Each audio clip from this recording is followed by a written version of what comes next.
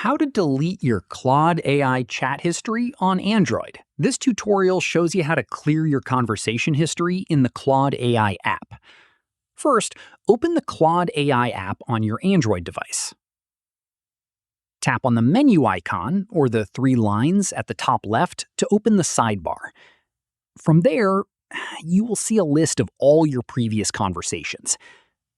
At this point, to delete a single chat, press and hold on the conversation you want to remove.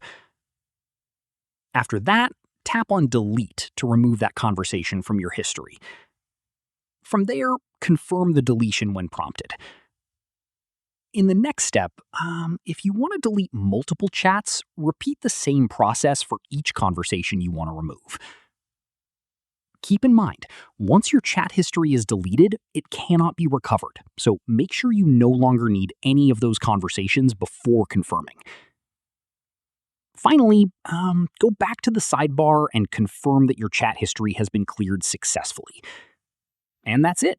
If this guide helped you delete your Claude AI chat history, give it a like, subscribe for more Android tutorials, and tap the bell icon for updates. See you in the next one.